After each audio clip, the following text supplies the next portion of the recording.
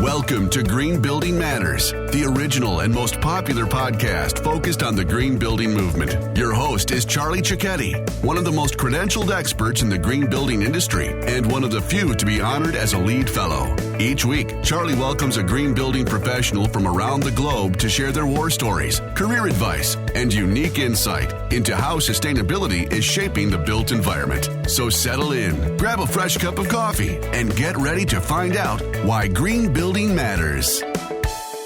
Hi, everybody. Welcome to the next episode of the Green Building Matters podcast. Once a week, I get to interview a green building professional somewhere in the world, and I've known Allison for a while. She's going to also talk about some of the amazing articles and continuing ed courses she helps at GBES and some freelance work, but she's done so many amazing projects. Can't wait to just hear more of her story. So, Allison, welcome to the podcast. How are you doing today? Thank you so much, Charlie. I'm doing good. How are you?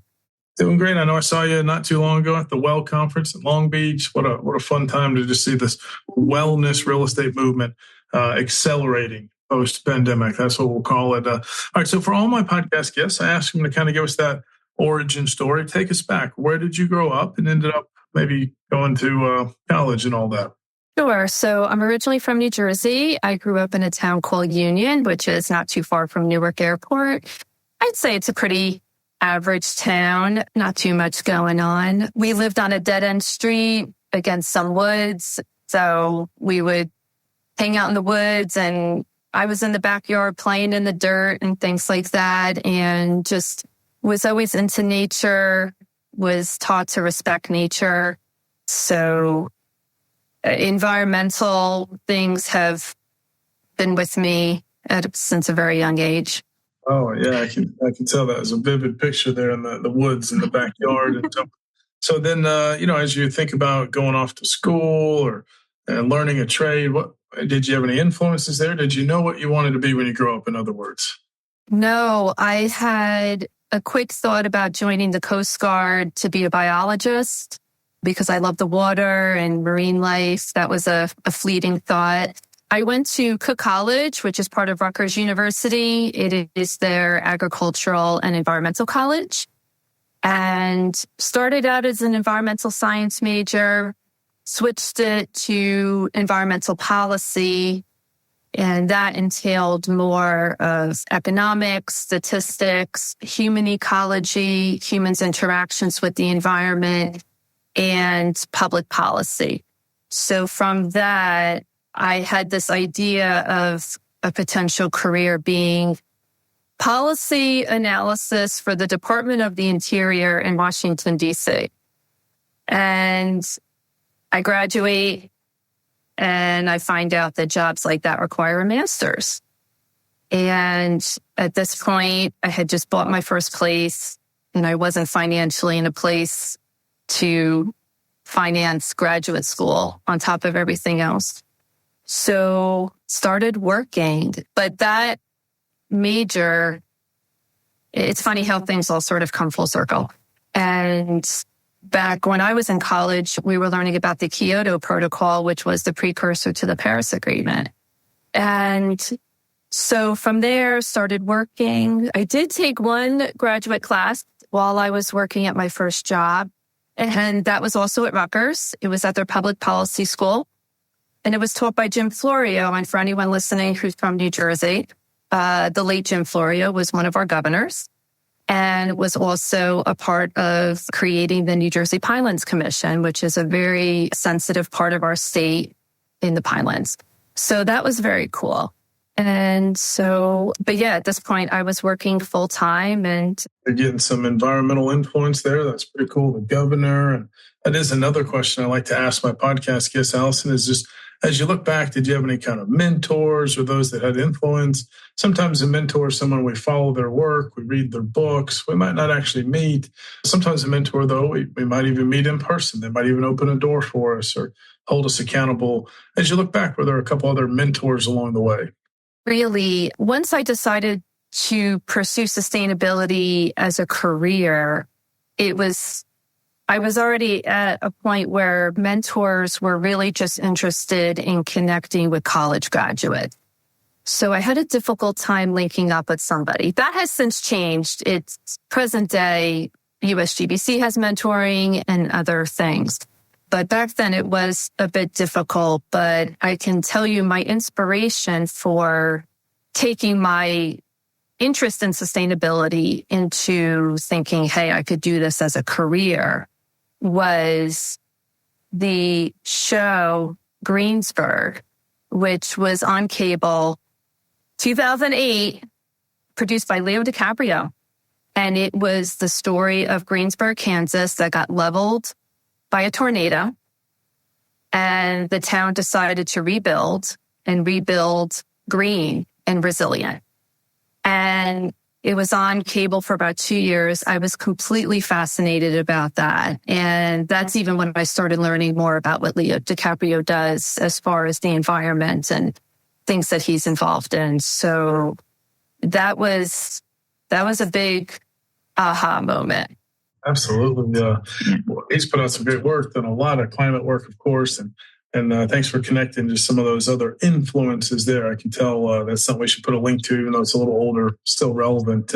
Well, tell us a little more about that early career. I know you had over a decade, I think, in marketing. You've been learning the sustainability and policy side, later pick up more credentials. But tell us about your marketing experience. And then when did you start picking up some LEED and WELL credentials, et cetera, et cetera? Yeah, so my first job was industrial hygiene based. It's a very well-known company in the real estate space. And I was able to learn about IAQ, other factors involving real estate assets and real estate due diligence. So it was a great starting point for me. And this was at the point where sick building syndrome was a thing. And handling real estate in New York City, I got my first experience with thermal comfort and how IAQ affects workers, especially in buildings with inoperable windows and off-gassing from furnishings and things like that. And I was in the belly of the buildings with the engineers for some of my tasks. So it was really, looking back, a great precursor to everything that I'm doing right now.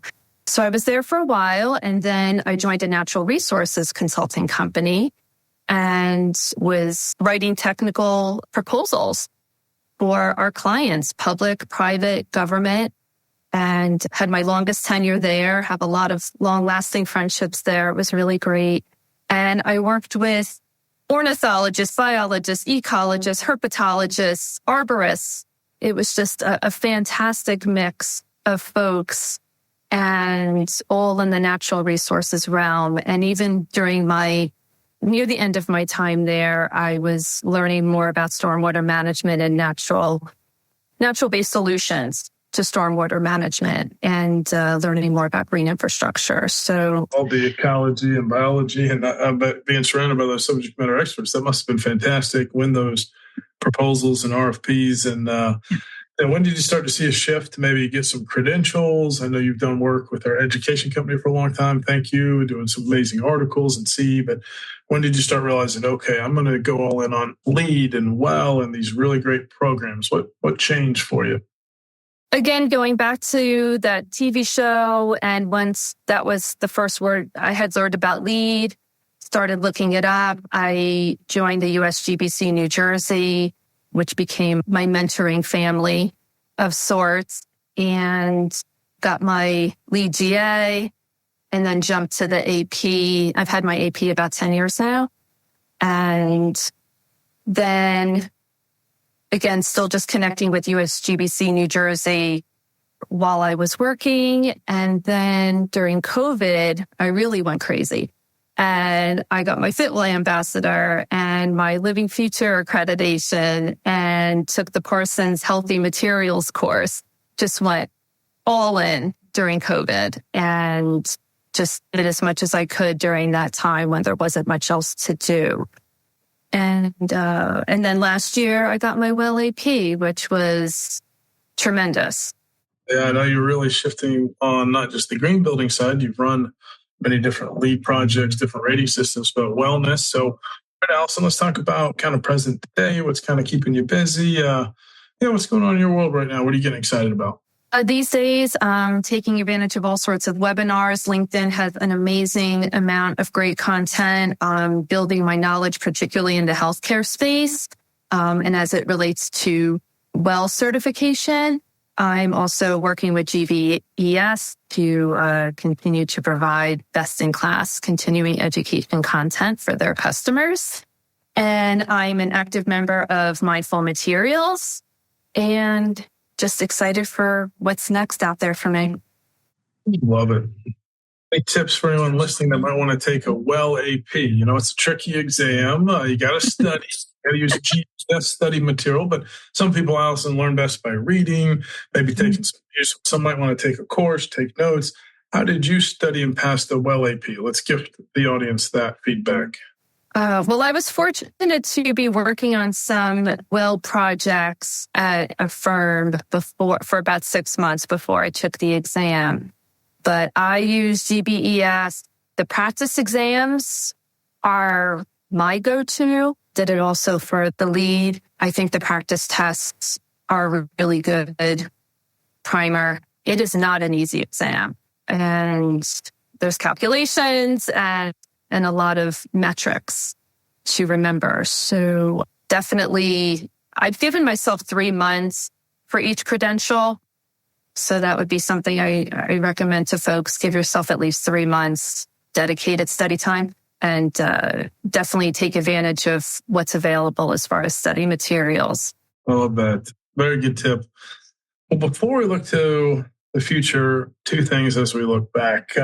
What are some of your proudest achievements? I open it up. It's not just the career-wise, but career-wise, maybe even a personal achievement. What are a couple things on the highlight reel, Allison?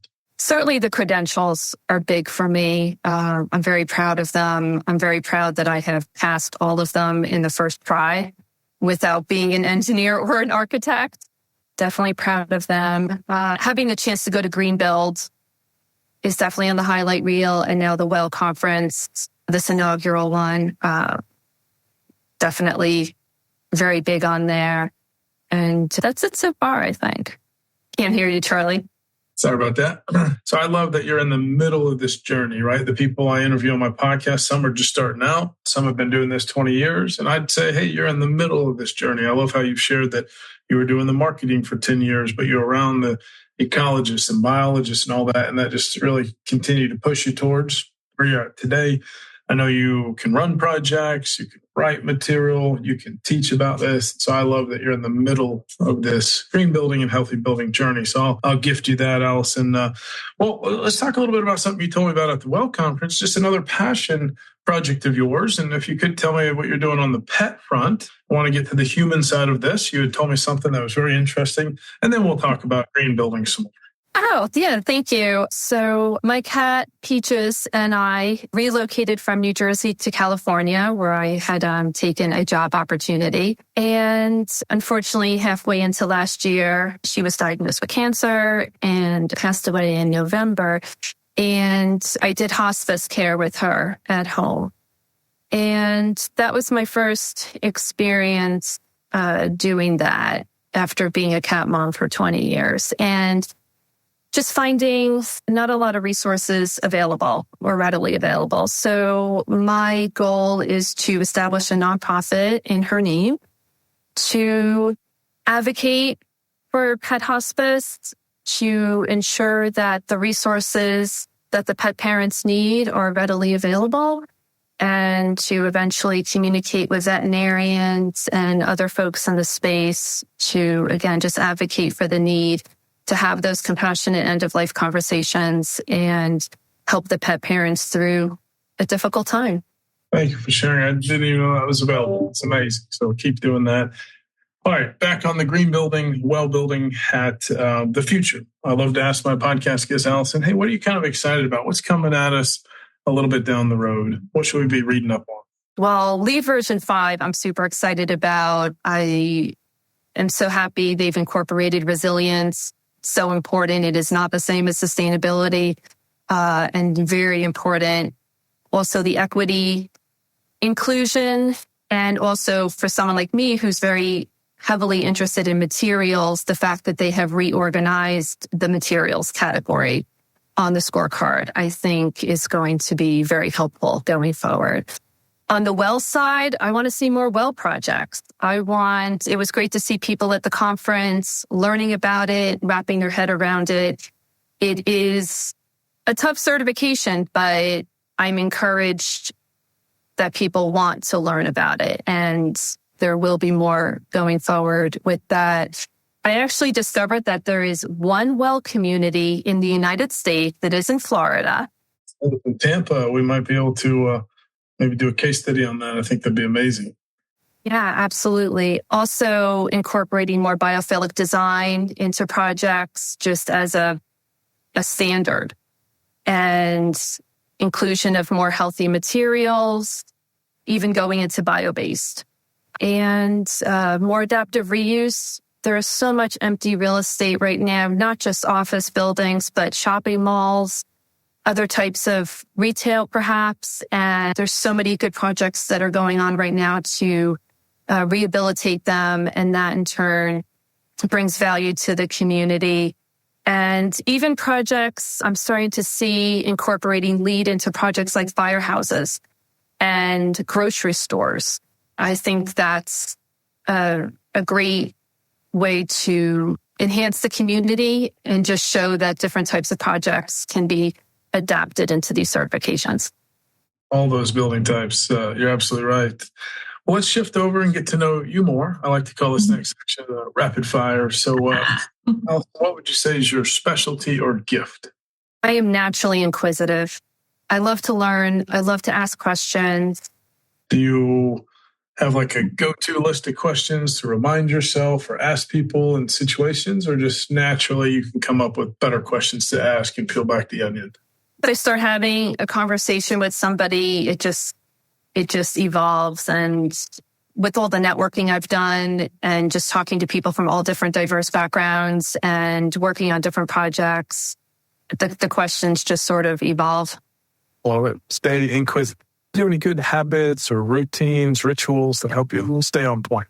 Well, 2024 has been a little different. So with regard to habits and routines for this year, I am reading more.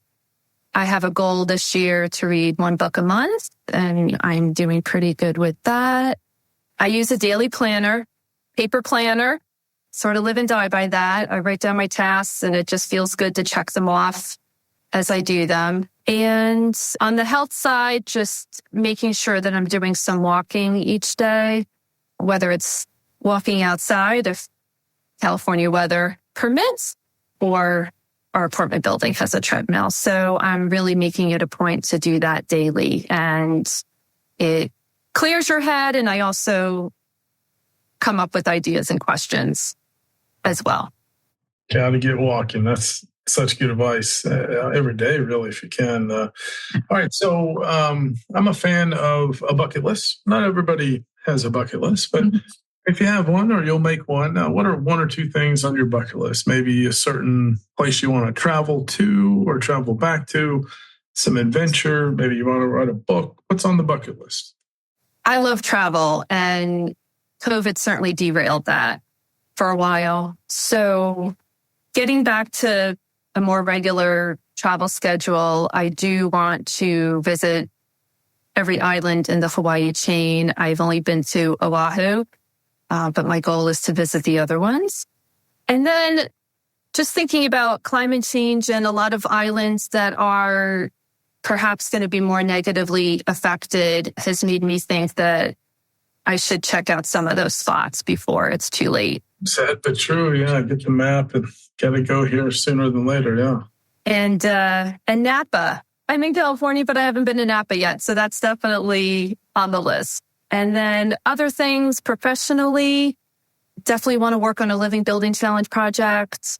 That's definitely on the list. Perhaps getting my site AP, thinking about sustainable urban planning, might want to dip my toes into that. And maybe even do a little teaching down the line, like in an adjunct lecture kind of situation. So down the line. I think you'd be good at that. Well, get some more letters after your name. That site's AP. I don't have that one yet, so let me know if you have some study tips. And yeah, I love that you have some professional items and a lot of cool travel items too, but I'm a fan of the bucket list. Well, just a few more questions as we kind of wind down. I'm getting to know you more here. This is fantastic. We're giving people a peek into your journey, right? And your kind of mid-journey here and getting excited about all these opportunities. So as you, kind of look at books or just how you consume content, it doesn't even have to be about buildings, but is there a book or documentary or TED Talk, something you'd recommend to our podcast listeners?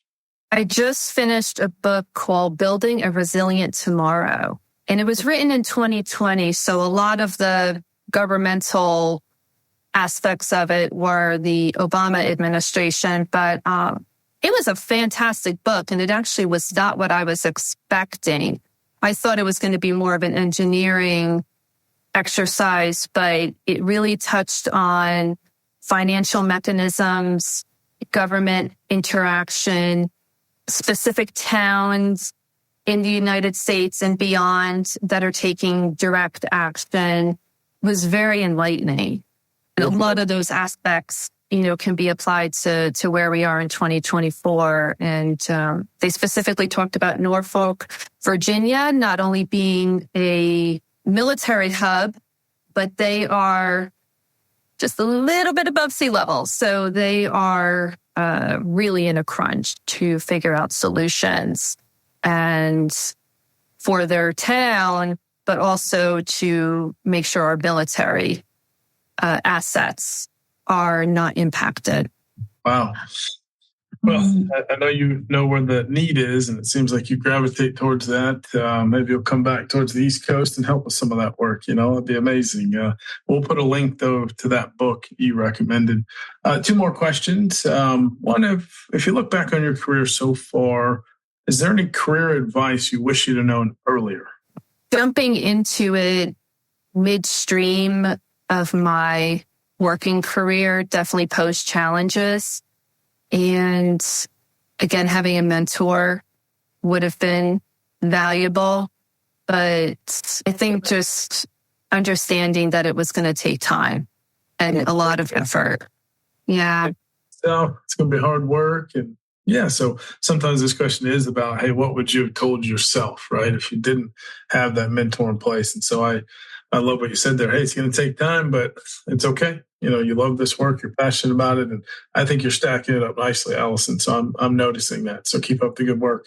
All right. So last question. Let's say someone listening right now, they're getting really excited about your story. They might want to connect with you on LinkedIn. I encourage all of our listeners to do that. Everybody ping Allison on LinkedIn, get connected. But what words of encouragement do you have someone that's jumping in right now to this movement? Do as much as you can, even if you don't have the job yet. Get credentials, join an organization, whether it's USGBC or something else. Get involved where you can.